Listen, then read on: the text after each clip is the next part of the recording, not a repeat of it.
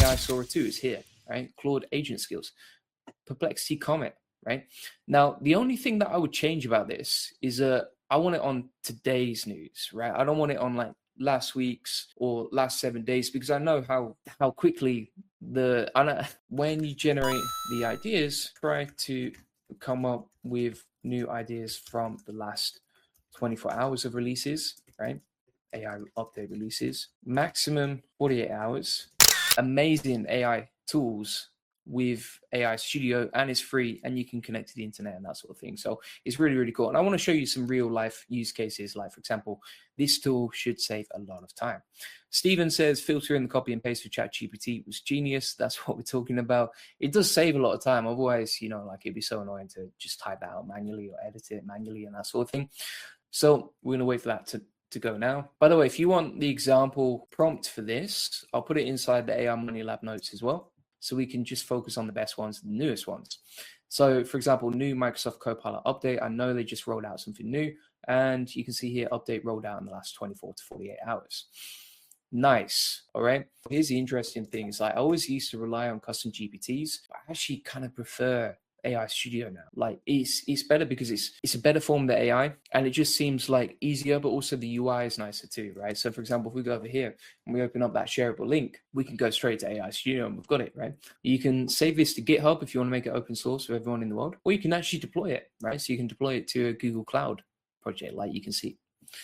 What else we got here? So you can share, you can switch the API key, you can change the device, so you can preview this on mobile as well, so you can test this stuff out on mobile. You can rotate it, and you can see all the code over here, right, if you want to take the code.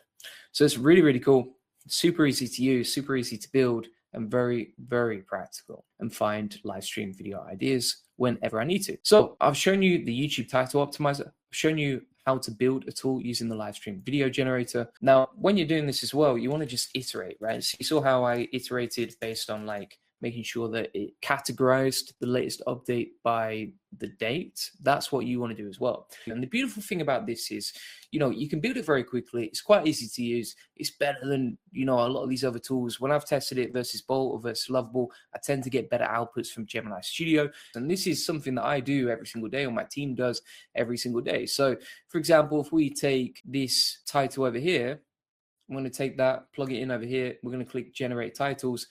And not only is this great at generating titles, but also what it can actually do is it can optimize with AI, right? So it's actually using the AI inside this tool. So not only do we have a coded tool, but we actually have the AI embedded inside the tool, if that makes sense, right?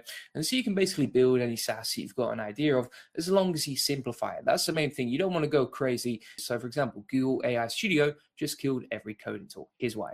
Or stop paying for AI coding tools. Google AI Studio made them obsolete. These are pretty good ideas for YouTube videos that we could easily insert into my live stream. And to be honest, it's more creative. It doesn't get tired. It doesn't get sleepy. It doesn't run on coffee. And so you can easily build out these tools that cut out a lot of the creativity required to generate content. We save a lot of time, and we can do it all for free, right? That's basically how it works. So let's talk through the whole process. So number one, you're going to want to make sure that you actually time audit, right?